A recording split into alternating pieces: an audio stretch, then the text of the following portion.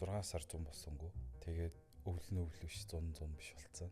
Монголд одоо өнөөдрийг хүртэл дулаар л 225 градусаар нэмэгдсэн байдаг. Тэгээ яагаад ингэж өнөөдөр ингэж ийм асуудалд Монгол улс маань хүрээд ирч вэ гэхээр яг мэдээж бид нар нөгөө дэлхий дотор байгаа бусад 200 гаруй улстайгаа хамт байж байгаа адилхан л ур амьсгалын өөрчлөлтийн асуудалтай тулгараад бодит асуудлуудад одоо зарим бусад нэрвэгдээд те явж байгаа вэ гэд тэгэнгүүт хүлэмжийн хий ялгарл гэдэг ойлголтыг ярих болчиход байгаа. Намайг нэг 10 жилд бага байхад багш нар одоо юу гэдгийг дэлхийн дулаар л одоо озоны давхар нэмгэрээд байна. Одоо Антарктидын мөс хайлаад байна гэдэг шиг юм ярьж ирсэн. Дэлхий чи өөрөө нэг юм одоо айлаар авч үзэх юм бол айл бол одоо гэртээ хоолоо хийлээ дууслаа хог гарч ирлээ гаргаа хийлээ дууслаа тий. Тэр нөгөө айлаас хогон гараа авцсан. Усаар одоо аяга угаалаа гэхэд бохор ус нь ингээд цаашаа урсаад алуу болцсон. Бидний сэтгүүг тийм. Гэтэл дэлхий чи өөрөө нөгөө юм хайрцаг шиг битүүмж болохоор хаашааж гарна гэж байхгүй. Хүлэмжийн ялгарл нь ингээд зузаараад нэмэгдээд байсараад дэлхий ингээд тойроод ингээд одоо бүрхэгдсэн гэсэн. Энэ оны 26 оны 8 сарын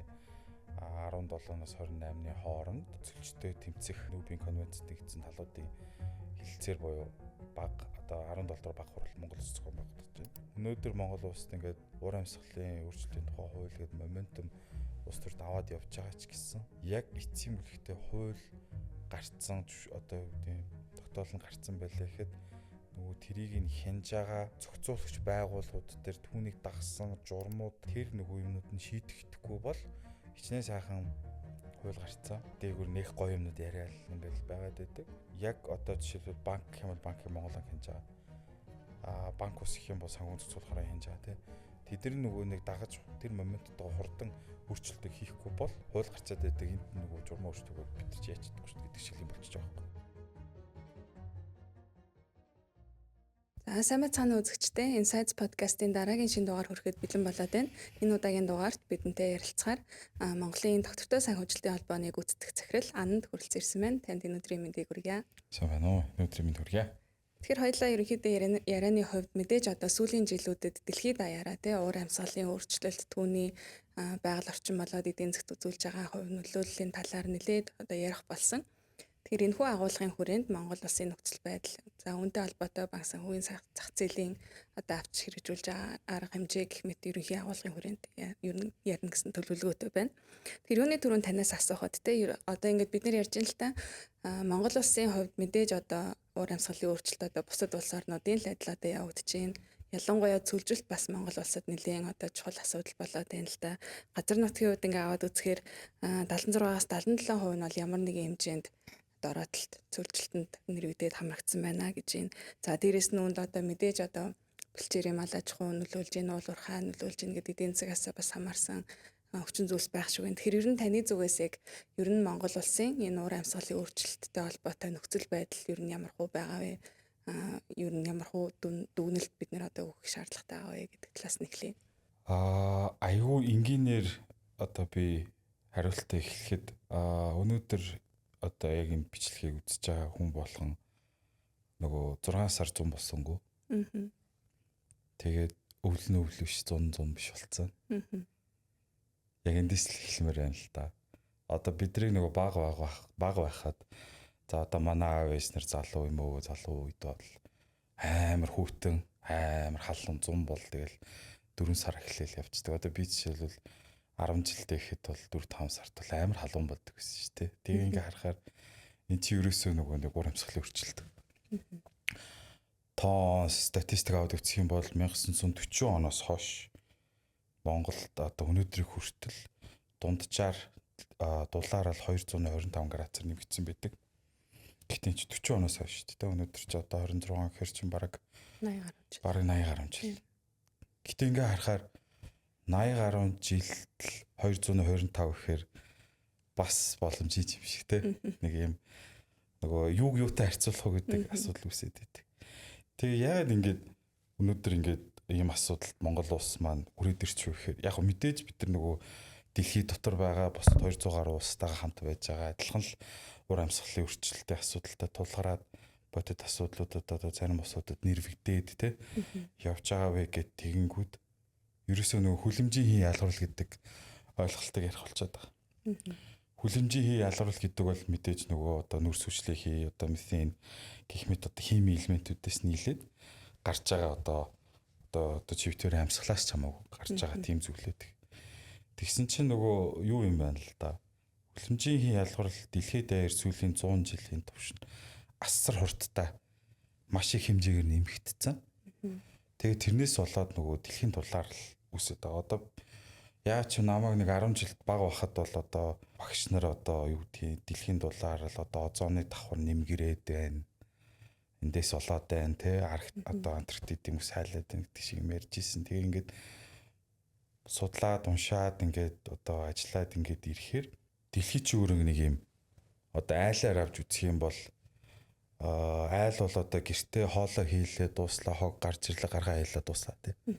Тэр нөгөө айлаас хогон гараа авцсан. Усаар одоо аяга угаалаа гэхэд бохор ус нь ингээд цаашаа урсаад алгуулсан. Бидний сэтгүүг тийм. Гэтэл дэлхий чи өөрөө нөгөө юм хайрцаг шиг битүүмж болохоор хаашааж гарна гэж байхгүй. Хүлэмжийн ялгарл нь ингээд зузаараад нэмэгдээд байсараа тэр дэлхий ингээд тойроод ингээд одоо бүрхэгцэн гэсэн. Бүр энгийнээр хэлэх юм бол одоо бид нар ингээд нэг юм одоо хүнжил ингээд нөмрөөд унтдээ шүү дээ шүнтэй. Тэр хүнжил маань цаг минут тутам секунд тутамд ингээд зузаараад байна гэдэг шиг л доо. Тэр хизэж тайлж чадахгүй. Тэгэхээр яг ийм асуудлууд бодит асуудал ирээд байгаа. Тэгсэн чинь Монголд ингээд яг Монгол бол яг хүлэмжийн ялгарлаараа нэг жилдээ дунджаар нэг 56 орчим сая тонн гардаг.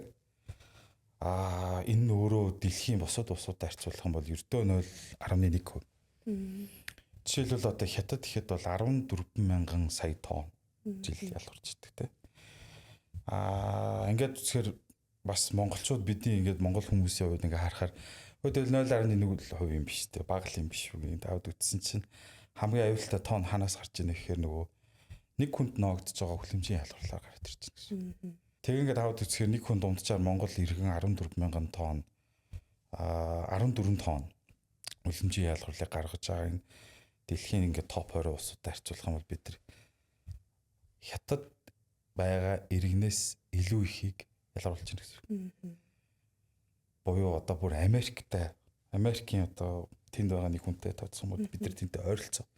Гэтэл Хятад Америкч өөрөө дэлхийн одоо эдийн засгийн топ 3 улсууд тийм. Монгол өөрөө ямар вэ? Тэгсэн чинь манайд ингээд бид нар амар ингээд жижигхэн штэ ингээд явжсэн чинь яг ингээд асуудал аваад ингээд харьцуулаад үзэнгүүт хамгийн амар ялгаруулж байгаа улс нь болцсон иргэнийг ногж байгаа. Топ 20 дотор орсон. Одоо дахиад нэг бүр энгийн дээр би дахиад тайлбарлах гэдэг үзье. Энэ хүлэмжийн ялгарл гэдгийг улсуудыг бүгд ингээд нэг замын төвчрэлд байна гэж төсөөлөе л да. Тэгэх юм бол за Америк Хятад бол ингээд амар ингээд супер уурт юм трак одоо ачааны машин баахгүй. Тэгвэл Монгол өөрөө ингээд тэр төвчрэлд одоо бидний одоо сайн мэдих прүс байлаа гэж прүс байхгүй. Маш жижиг. Тэр төвжил нэг нөлөө үзүүлэхгүй.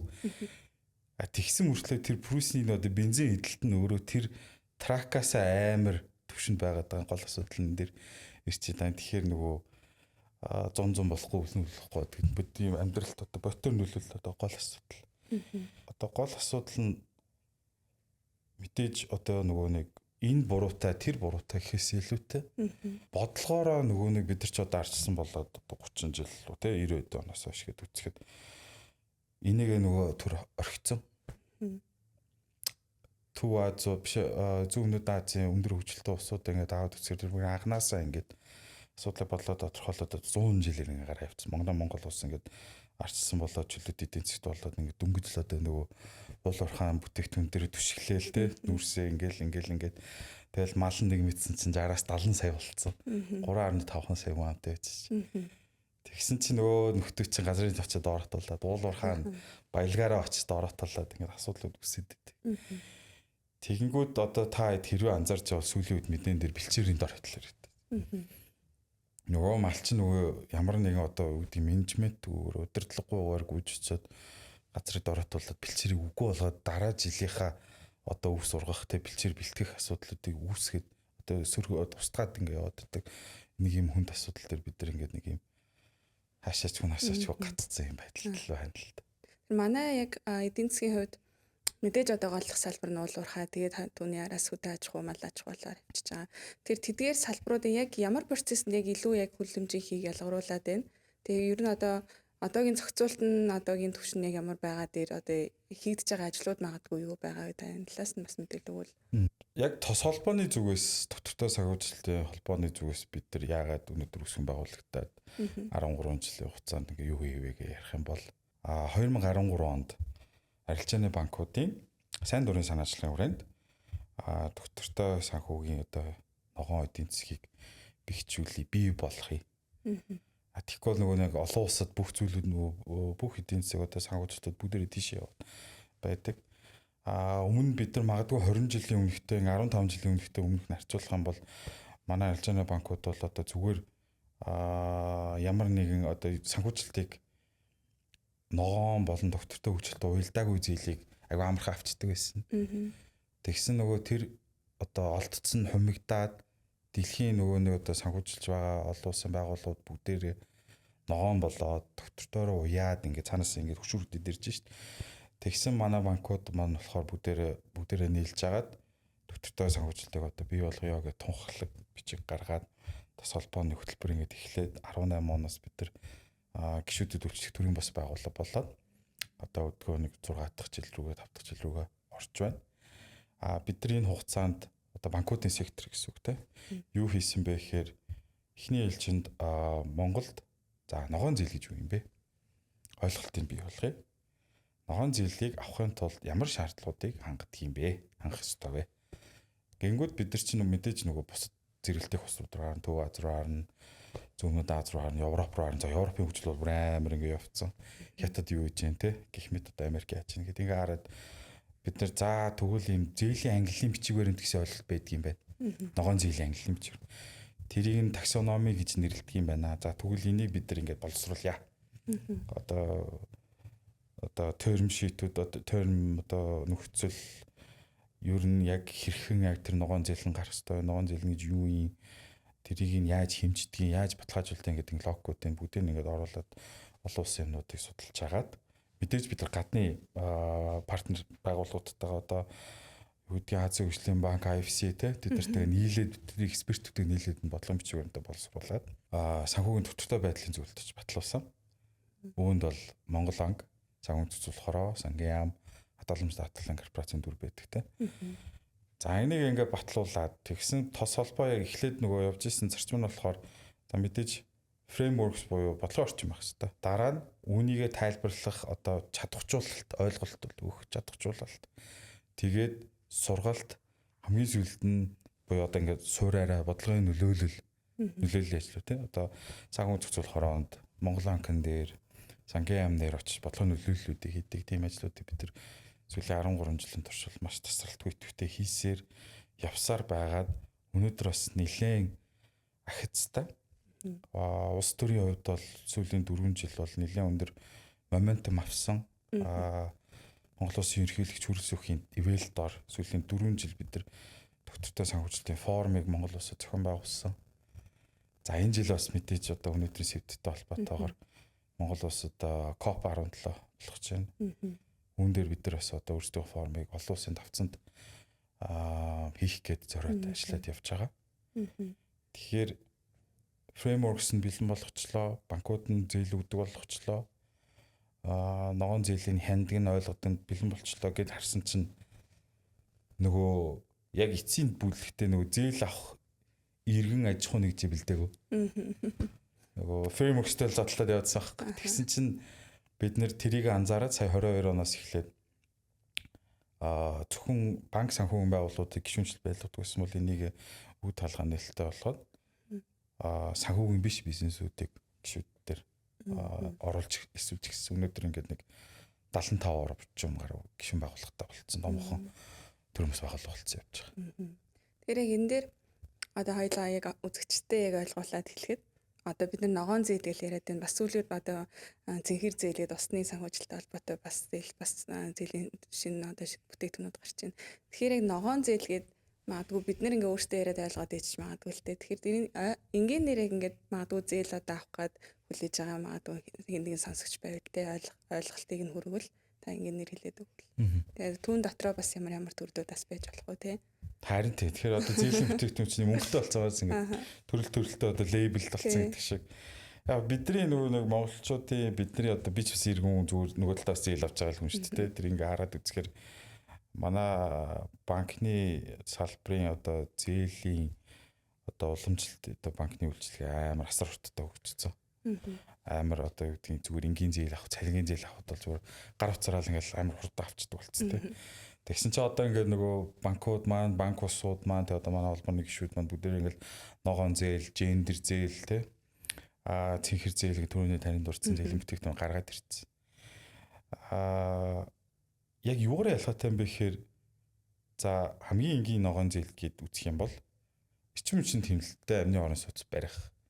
Эсвэл та өөрийнхөө одоо юу гэдгийг байшинг дулаалах зээл. Дулаална гэдэг чинь өөр эрчим хүчний хэрэглээг багасгана.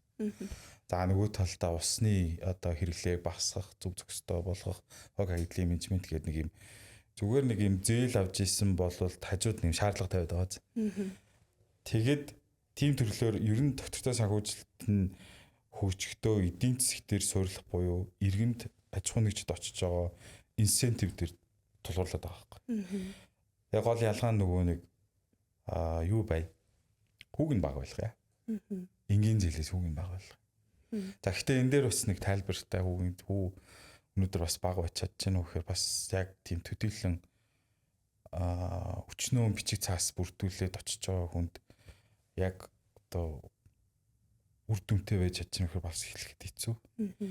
Яг бол яг өнөөдөр 2026 онд Монголын эдийн засгийн банкны сектор дээр ингээд аваад үзэх юм бол хадгаламжийн хүү иргэдээс татж байгаа хадгаламжийн хүү өөрөө бодлого хүнээс нэг 2-3% дээшээ 14 15 болцсон тий.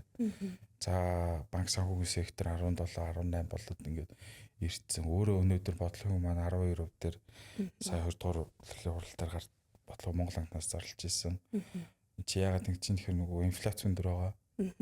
Тэг инфляц өндөр гэх мэт эдийн засгийн макро эдийн засгийн нөлөөлөлөд байгаа болохоор зээлийн хүм маань бага байж чадахгүй.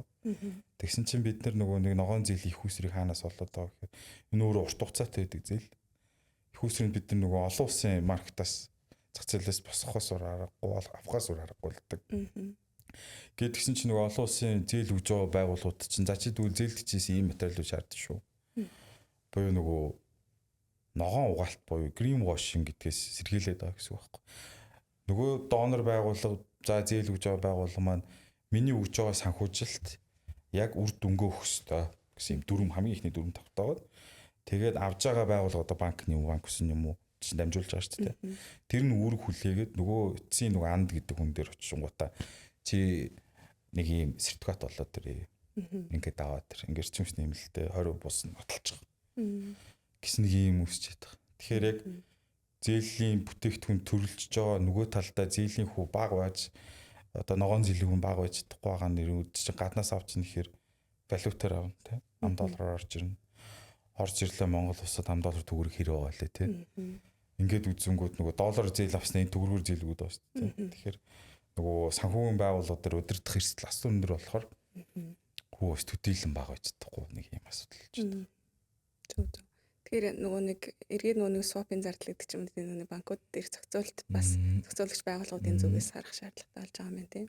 Гэхдээ яг иргэдийн зүгээс ингээд яг сая бодож үзэж хахад магадгүй жишээ нь одоо гэрт амьдардаг аль байлаа гэхэд гэрээ дулаалах эсвэл нөгөө нахшаа байшинд байдаг бол тийм гэрээ дулаалах гад зөвхөн мөнгөний дутагдлаа одоо зээлээр шийдлээ гэхэд ихэнх хүмүүс магадгүй шууд зөвхөн хэрэглээний зээл авъя л гэж хандлага гарах бах тийм хэлж бодох нь. Яг л амархан боо. Тэгэхээр яг хуу цаана нөгөө ногоон зээл гэдэг ангилал байгааг тухайн иргэд өөрсдөө мэддэг болоо тухайн шаардлагад нийцээд яг хуу нөгөө баримтчийг нь бүрдүүлчих юм бол тэр төрлийн зээлийг магадгүй арай хямд хүүтэйгээр авах боломжтой байдаг. Яг одоо боломж байгаа.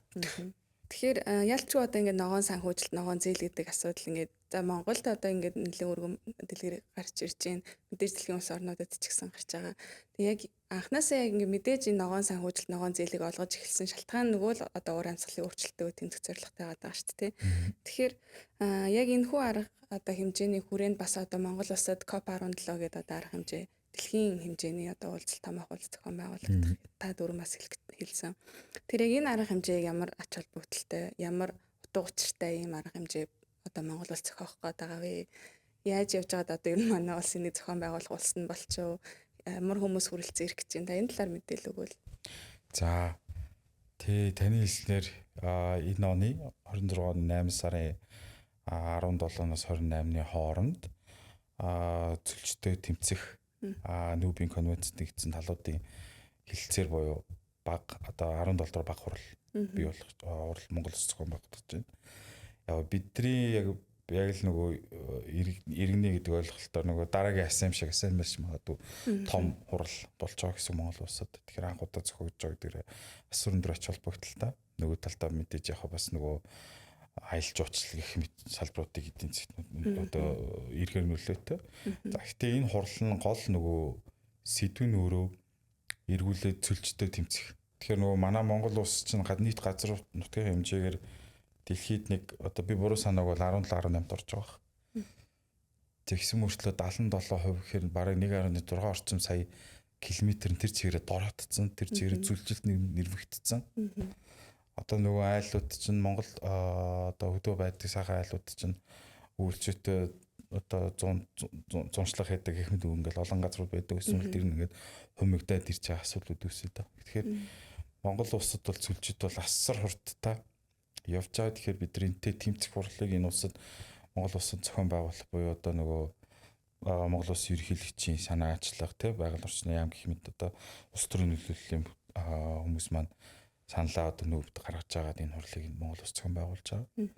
За Монгол улс маань өөрөө мэдээ зүгээр хурал зохион байгуулах гэхээс илүүтэй бас санаачлаг гаргаж байгаа. Тэгэхээр нэгдүгээрт бэлчээрийг тэргүүлэх санаачлах буюу бэлчээрийн менежментийг зөв хийя. Хоёрдугаарт нь ус ба газрын менежментийг зөв хийя. Ус газар хорьцсон заавал одоо хамт байдаг зүйл. Гуравдугаарт нь болохоор байгальтай холбоотой дэд бүтцийн гэсэн санаачлаг ийм гурван санаачлагыг гаргаад твшүүлээд одоо энэ хурал дээр ингээд тунхаглаад батлаад ингээд явах бах. Гэтэ мэдээж энэ КОП гэж байгаа энэ хурал маань өөрөө онцлог нь одоо юу шиг олимп шиг гэх юм уу?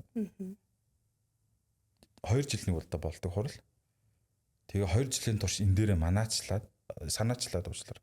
Санаачлаад удирдаад яг одоо олон санхүүжилттэй гэдэг ч юм уу бодлого мч өрөмтүүдийг хийгээд хариуцлага үлээгээд явдгаараа онцлогтой орлуулж байгаа. Тэгэхээр тий тос холбооны хувьд бас бид нар өөрсдөө яг энэ хурал дээр Монгол улсад доктортой санхүүжилттэй хөгжлөлийг бидний хийж бүтээсэн зүйлсүүд болон олон улсын одоо давтцанд танилцуулах эргүүлээд үүнтэй холбоотойгоор олон цаашлаа санхүүжилтүүд орж ирэх төрөний ногоон зээл зинхэр зээл гэдэг шиг олон зээлийн бүтээгдэхүүнийг бий болгох гэсэн юм зорилготой явж байгаа.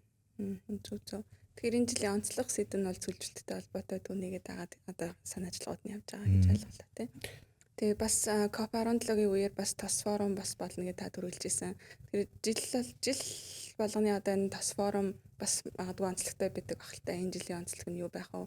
Магадгүй одоо асемас ч том хэмжээний арга хэмжээ зохион байгуулагдаж байгаа юм чинь түүнийгээ дагаад олон хөрөнгө оруулагч нар, бодлого боловсруулагч нар ирж байгаа байх. Тэгэхээр энэ үеийг ер нь монголчууд бид нар одоо эдийн засгаа дэмжих талаас нь бас нөгөө талдаа байгаль орчныхоо сөрөглөлтийг бууруулах талаас нэг яаж ашиглах нь ер нь зөв байгаад байгаа вэ? Бид нар одоо санаачлагаа мэдээж гаргаж байгаа. Гэхдээ магадгүй одоо зөвхөн одоо ингэ нэг томчууд л яриад өнгөрдөг асуудал байх биш те. Иргэд ч гэсэн бас тодорхой хэмжээнд төв нэмрээ бас ойлгуул зүгээр юм болов.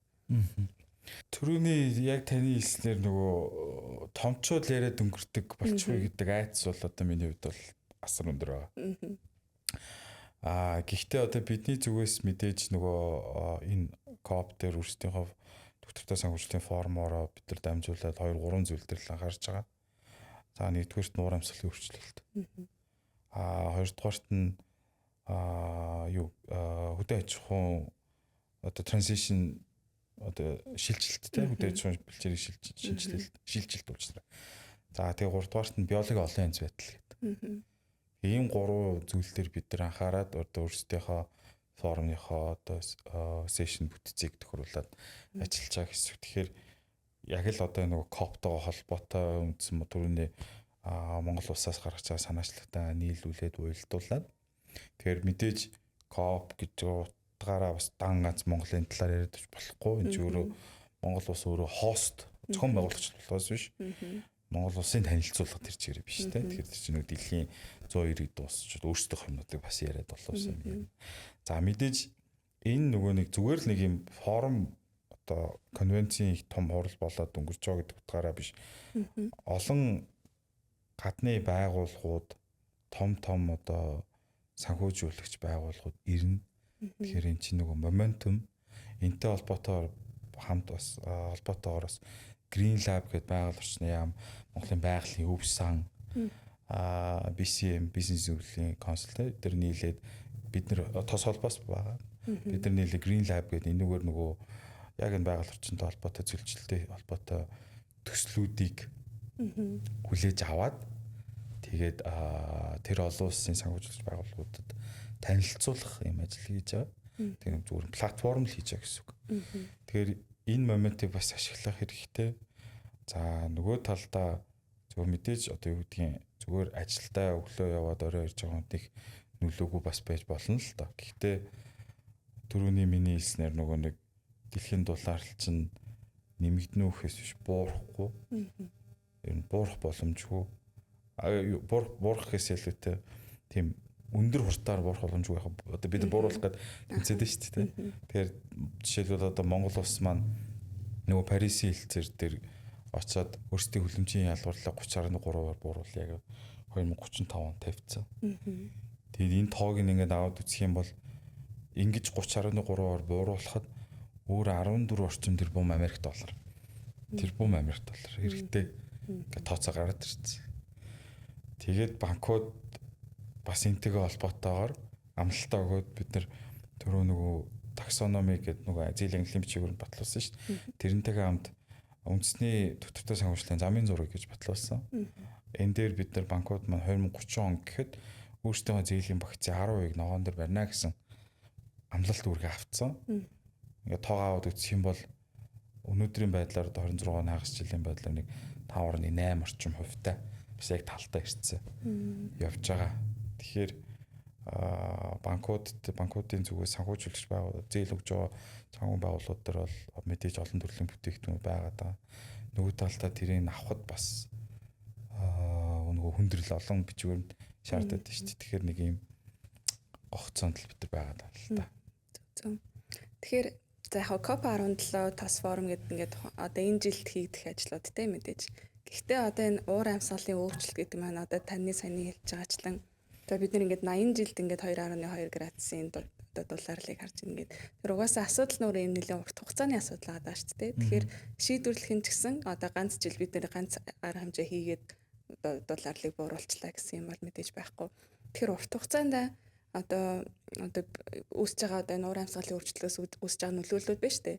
Мэдээж бид нар одоо байгаль орчинд үүсэж байгаа нөлөөлөл нь одоо нүдэрээ харж байна, халуун болж байна. Бас ингээд цаг агарын онц ноцтой үзэгдлүүдийн давтамж нь нэмэгдэж байна гэж яриад байгаа. Тэгээ огцом одоо бид нар 6 сард цас орж байгааг харлаа гэдэг ч юм уу.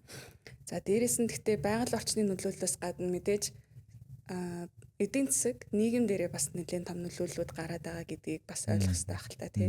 Энэ дээр таны жишээ аваад хэлээд өгч бас нэг сонсогчтой ойлголтыг нэмэгдүүлэх хүрээнд тий. Яагаад бид нэр ингээд одоо санхүүжилт талаасаа мэдээж ингээд шаардлага гарч ирж байна. Мэдээж уур амьсгалтай өөрчлөлтөд тэмцэх одоо бууруулах чиглэлд арга хэмжээ авахаас гадна бас нэг дасан зохицох гэдэг нэг ойлголтод бас яваад идэх тий.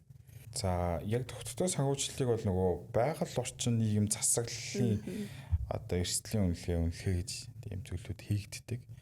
Энийг бас бид нар нөгөө баахан бичвэрээр боловсруулж явахдаа бас гайдлайн гарын авлага гаргаад өөрсдийн гишүүн байгууллагуудаа ингээд сургаад явж ирсэн. Тэгэхээр байгаль орчин нийгэм засаглал гэсэн 3 зүйлийг төгтгөө санхүүжилтээр авч үзэж байгаа. Мэдээж байгаль орчин дээлтэй, нийгэм дээлтэй, засаглал төр ил тод байх ёстой гэсэн юм 3 зарчмыг. Тэгэхээр нөгөө яг эцсийн бүлэгтээ олон улсаас одоо гадны санхүүжилт орж ирж байгаа юм чинь энэ шаардлагуудыг тавиад гараад ирж байна. Гэхдээ би нөгөө түрүүний дурдсны дагуу энэ чинь яг нөгөө ногоон угаалт биш те green washing биш. Яг л нөгөө баталгаажуулалт нь хийгдсэн байх ёстой гэд. Ингээд үзэхээр нөгөө таны асуултыг илүү нөгөө суураар нь ярих юм бол өнөөдөр манай Монголд байгаль орчин нийгэм засаглал дээр маш өндөр юу гэдэг өндөр одоо импакттай явуулж байгаа мундаг компаниуд байгаа. Эргээд тэднэр маань одоо жишээлбэл өөрсдийнхөө нөгөө объектийнхоо дээр байшингийнхаа дээр нарны панел тавьчихсан ч юм уу те ирчим солар панел эхэлсэн гэдэг гаавд үзсэнгүүд тэдгэрүүд дээр нөгөө юу байдгүй төрийн зүгээс инсентив аяг хэцүү. Татварын бодлого. Одоо жишээлбэл Сингапур яаж нөө гэхээр үлэмжийн ялгуурлыг бууруулах гэдэг ажил хийж байгаа нөхдүүдийг урамшуулж байгаа. Юу ч хийхгүй байгаа нөхдүүдийг торгож байгаа. Тэгэхээр нөгөө би түрүүн яг энэ бүхнийг хийх чинь инсентив гэдгийгсэн шүү дээ. Монгол улсад татварын бодлогын дэмжлэг те янз бүрийн одоо тайлан байлна гэдэг ч юм тэр төрийн дэмжлэг нь зайлшгүй байх хэвээр. Тэгэхгүй чи одоо өнөөдөр яг бодтоор ихээр зүгээр зээл өгөл байгаа байхгүй. Ганцхан зээл өгч юм бас хэцүү шүү дээ те. Тэгэнгүүт бодлогын дэмжлэг тэр нь илүү нөгөө үр дүнтэй. Одоо жишээлбэл Монгол улсад сайхан ч гэжтэй одоо өнгөрсөн жилээс ч нөгөө CSR гэдэг чинь нөгөө нийгмийн хариуцлагын хүрээнд одоо спорт эсвэл хандманд янз бүрийн өгсөн бол 1% татвар хөнгөлнө гэдэг ч юм уу. Тэрийг ингээд нөгөө ESG хэрэгжүүлж байгаа байгууллагууд дээр хийсэн байсан бол гэж боддог л байхгүй. Тэгэхдээ юу гэдгийг та очиад яг хөнгөлтөө авсан юм гэхээр авах л итгэл юм байл л дээ. За тэгээд нөгөөх нь болохоор за нэгт ингээд Монгол улс жилдээ 56 сая тонн үрсвэрлийг ялгаруулж байгаа юм байна. За тэгвэл нөгөө бусад улсууд чинь одоо амар өндөр үржилттэй улсууд яаж ийм гэсэн чинь нөгөө net zero гэдэг ойлголт гаргаж ирээд за одоо монголоор л яриа л та 56 сая нүрс үрсвэрлийг ялгаруулж байгаа тонн ялгаруулж байгаа юм бол яг 56-аг ингээ бууруулсан ажил бид нар 2050 он хүртэл хийнэ гэх нэг амар төлөвлөгөө гаргацсан гэдэг чинь. Би саяхан Mobicom net zero план хийж байгаа гэж сонссон. Тэгэхээр тэр чинь бас түрүүний яг таны хэлдгээр нэг жилийн дотор ингээд алга уруулж байгаа юм шиг болчдөг зүйл биш. Асар одоо планинг нь одоо төлөвлөлт нь асар өндөр байх хэрэгтэй. Гэтэ тэр улсууд ч өөрөө төрийн бодлогын нэмэлттэй тий бизнес эрхлэгч нараа дэмжсэн, урамшуулсан инсентив бодлогын тодорхой газар хэрэгжээд байгаа хгүй. Тэгэхээр манай Монголд бас яг жоохон уурт одоо миний хүсэл бол тийм байсан бол ингэж болж л энэ гэдэг шиг нөхцөл байдал ирчээд байгаа юм л да.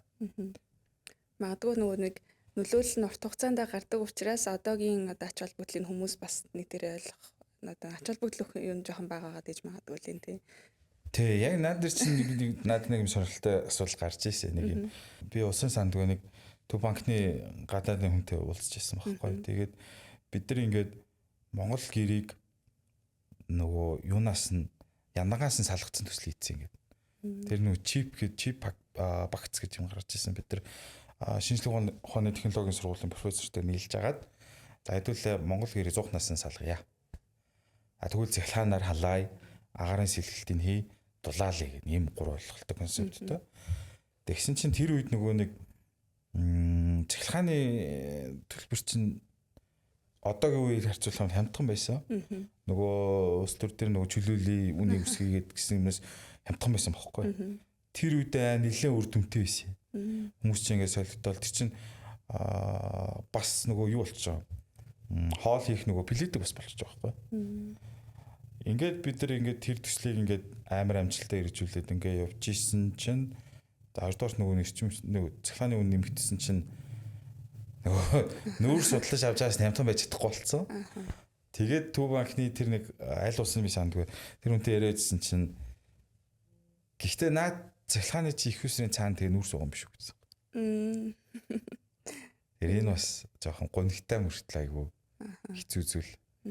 Тэгэхээр бид нар яг нөгөө яг суур цаад юугаач шидэхгүй бол хичнээн бид нар одоо юу гэдэг бүх юм цахилгаан болоод автомашин чинь цахилгаан ингээл одоо энэ тэнд чарж батарей чаржинг стейшнд гарч ирээд шүү дээ. Гэтэ стил цаанч нүүр шатаад байгаа шүү дээ.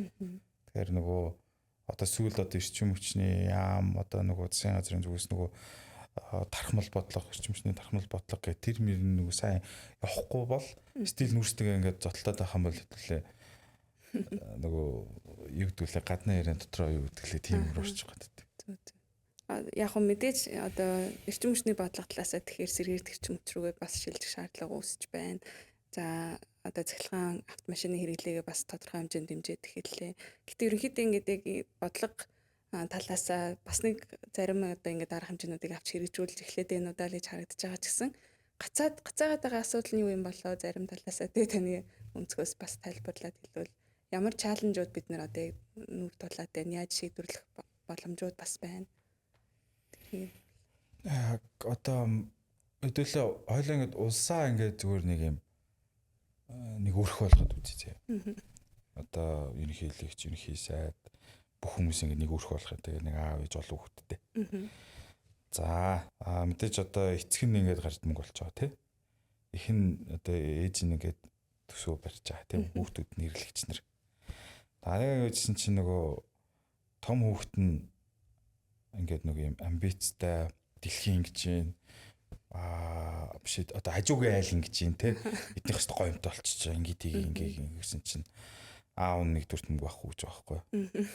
За хоёрдугаарт нөгөө ээж нь яаж ийн гэсэн чинь окей тэгвэл наатад чинь дэмжиж гэж байгаа байхгүй. Тэнгүүд нөгөө дунд хүүхэд нь одоо нэг юм хяндаг байлаа гэхэд наа чинь таалагдахгүй нэг цаашаараа суучдаг. Тэгэхээр энэгээр би юу хэлхийг хүссэн бэ гэхээр өнөөдөр Монгол улсад ингээд уур амьсгалын өөрчлөлтийн тухай хууль гэдэг моментум улс төрд аваад явж байгаа ч гэсэн яг эцсийн бүлэгтээ хууль гарцсан одоо юу гэдэг тогтоол нь гарцсан байлаа гэхэд нөгөө тэрийг нь хянж байгаа одоо зохицуулагч байгууллагууд дээр түүнийг дагсан журмууд тэ тэрийг нөгөө талтаа хөнгөлтийн ингэж ойлгомжтой болгосон тэр нөгөө юмнууд нь шийдэхгүй бол хичнээн сайхан хууль гарцсан. Тэр дээгүр нэх гоё юмнууд яриад ингээл байгаад байдаг. Гэтэл нөгөө яг одоо жишээлбэл банк гэх юм бол банкыг Монголын хянж байгаа. Банк ус гэх юм бол санхүү зохицуулахаараа хянж байгаа тий. Тэд нар нөгөө нэг дагаж тэр моментод хурдан өөрчлөлтийг хийхгүй бол хууль гарчаад байдаг энд нөгөө журмаа өөрчлөлтөөр бид нар яаж чадахгүй шүү дээ гэдэг шиг юм болчихж байгаа байхгүй. Тэгэхээр нөгөө нэг өрхөөрөө гэр бүлэрээ нийтдээ энэ асуудлаа ингэж орж ирээд нэгдсэн ойлголттой тий багийн ажиллагаа гэдэг шиг за чи ингэ шүү гэж явахгүй бол нөгөө нэг өөрөөр тийш харчаад байгаа байхгүй яг өнөөдөр. Яг ер нь нэг одоо манай улсын ямар ч асуудал төр тийм л ах шиг байна тий. Одоо хууль эрх зүйн зохицуулалт эргээд хэрэгжүүлэлт enforcement гэж ярьдаг тий. Тэгээ түүнийг хянах зохицуулалт гээд хаанаа л нэг яг тэрнээс асуудал үүсэж байна гэж харагдаад байна л да. Хамгийн сүүлд нь бас ингээд танаас бас асуухад бид нар ингээд яг ингээд ногоон зээл одоо энэ нэлээд ингээд уур амьсгалын өөрчлөлтийн эсрэг ингээд асуудлуудыг ярьлаа. Том зургаар нь ингээд хараад байна л да. Ингээд нийт бид нар тэдэн сая тонн нүүрс шатаагаад ийм нүүрсчлэн хий гарч ийн гээд.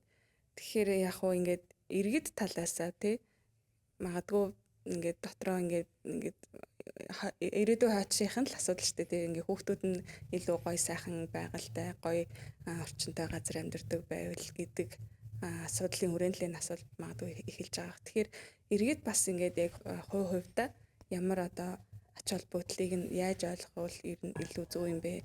Ойлголтыг нь яг хаашин чиглүүлэх ёстой вэ гэдэг дээр сүүлд нь танаас асууя гэж бодлоо. За бидний одоо өвөө эмээ бүүмэрс дэш үе те амар гоё байгальтай усад амьдарсан. За бид нар тэр сайхан байгалыг бага насандаа мэдэрсэ. Яг нөгөө бүтэн ингээд нэг юм үеийн транзишн ингээд зөрүүн дээр бид нар ирчээд байгаа. Харин мэдээж өөр хүмүүстэд бодох хэрэгтэй. Тэнгүү тэд нартэй бид нар юу үлдээж байгаа юм бэ? За ингээ харахаар юм өөрчлөлт гэдэг зүйл нөгөө бага зүйлээс эхэлдэг. Цэглэханаа унтраах. За зүгээр лампа авч үзээд энэ эрчим хүчний хэмнэлттэй юм уу, хэмнэлтгүй юм уу гэдэг шалгаад тэрийг зөв сонголтоо хийдэг ч юм уу те. Тэндээс л ингээд эхэлчихэж байгаа. Мэдээж ногоон зээлийг ингээд та ингээд авснараа байгаль орчин дээлтэй Монголын одоо ингээд хүлэмжийн ялгалыг бууруулахад дэмжиж байна. Тэр бас амар өрөөсгөл ойлголт. Зүгээр л одоо нөгөө хогоо ангилах, усаа эмнэх байгаль орчинд хариуцлагатай байх те. Энэ зүйлүүдээс ингээд эхлэх ёстой. Тэгсэн чинь нөгөө нэг одоо яг би нэг монголчуудаа бас муулмаар үл байна л да. Гэтэ ингээд гудамжаар ингээд харахаар надад ямар амаатай. Би энэ байгальд ч сүнөчихгүй шүү дээ. Би сүнөлөө гэдэг надад тусахгүй гэсэн нэг юм боталтай хүмүүс айгүй харамсалтай айгүй их байна. Гэхдээ яг бид нар яг нөгөө өөрсдөөсөө л эхэлнэ. Миний сайхан Монголын тал гэдэг шүү дээ. Одоо утгаараа тал болж энэ одоо эхлэхгүй л бол тий. Зүг. Маш сонирхолтой л өнцөг гарч ирж байна л да.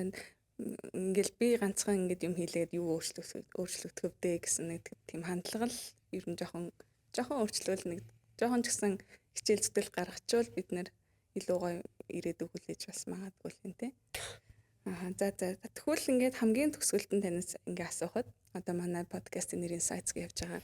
Яг олон нийт нэг л ойлгочоосоо нэг юм чухал одоо ойлголт байгаа шүү. Энийг та бүгдээрээ ингээд дотроо чанд мөрдөж яваарай гэдэг ч юм уу тий. Тэр талаас нь та олон нийт тандаж хэлэх тийм нэг зүйл байвал хэлээд хоёлаа яриагаад басгая. За тогтвортой санхүүжилтийн холбоог удирдах байгаа одоо хүний хувьд хэлэхэд мэдээж нөгөө ногоон зээл янз бүрийн зээлүүд рүү орох гол юм л да.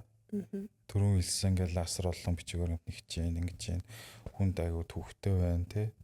Тэгэл төрн ингэхгүй байна гэл нэг амар жоохон негатив аягүй их ярьсан баг.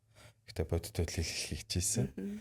Гэхдээ нөгөө талдаа бид нар юу хийж байгаа гэхээр үүнийг айл болох хэлбэршүүлэх магадгүй одоо та юу гэдгийг эрчим хүчинд хэмнэлттэй тоног төхөөрөмж худалдаж авах гад банкн дээр очиод эсвэл банк ус дээр санхүү боловсрол очиод зээл авахд нэг Монголиос орчин ингээд та эрчим хүчийг таны жилийн өмнөх хэрэглээ тарьцуулах юм ингээд буруулсан байна гэдэг ийм лавлгаа гараад ирдэг байсан бол хичнээн сайхан амар үлээ гэдэг шиг нөгөө бусад улсууд чинь нөгөө тэр датагаа нэгдсэн байдлаараа удирдаад нэг юм платформ удирдаад нөгөө янз бүрийнхэн байгууллагууд нь сайхан чөлөөтэй холбогдсон. Айгүй ингээд хүнд амар амархнаар тэр мэдээллүүд цугларчдаг. Тэгэхээр бид нэр бол яг одоо энэ тал дээр одоо бодлогоо нөлөөлөл асар олон зүйлүүдийг бол хийж байгаа. Би бол одоо юу гэдэг маргааш юм болч нэг хэлж чадахгүй. Ер нь тэр зүг рүү явж байгаа. Мэдээж нөгөө хүндээ тэр бичиг баримтуудыг бүрдүүлэхэд айгүй амар. Гэхдээ нөгөө талдаас тэр хүндээ ямар ач холбогдолтой юм бэ гэдгийг бид нар ойлгуулах нь бидний үүрэг. Манай холбоон дээр ирчээд яваад байгаа. Тэгэхээр бас юу яана сайхан болноо тий. Одоо л бид нар зах зээл рүү шилжээд 30 жил болж шүү дээ. Багаар л бусад нөгөө амар супер усууд чинь тэгээд хэдэн 100 жил явцсан байна шүү дээ тий. Гүцэд очноо гэдэг. Өчлгүй яах вэ? За маш их баярлалаа. Маш сонирхолтой яриа өрнүүлдэ гэж бодож байна. Мэдээж маш чухал өнцгүүдийг бас хөндөж гаргаж ирлээ. Төр засаг талаасаа иргэд олон нийт бизнесийн байгууллагууд тал талаасаа л хичээл зүтгэл гаргаж иж энэ уур амьсгалын өөрчлөлт ногоон санхүүжилтад одоо ашиглаад ч юм уу те ингээд боломжит бүх ил арга хэрэгслэр бид нэг ингээд ирээдүйн хойчтой таатай нөхцөлийг бүрдүүлж амьдрах нь чухал болоод байгаа л гэдгийг гол санаагаа хэлэх гээд байгаа тийм байлаа. За маш их баярлалаа. Өнөөдөр цаг заваа зарцуулж үргэлжлүүлсэн маш их баярлалаа. За баярлалаа. За баярлалаа үзэгчдээ. Өнөөдрийн Insights podcast-ийн дугаараар Монголын доктортой санхүүжилтийн холбооны гүйцэтгэх захирал Ананд оролцож маш сонирхолтой яриаг өрнүүллээ. Хүлээвч сонссон та бүхэнд баярлалаа. Мэргэжлийн дүгнэлт, оновчтой шийдвэр. Subscribe хийгээд зах зээлийн хэмнэлийг хамтдаа мэдэрцгээе.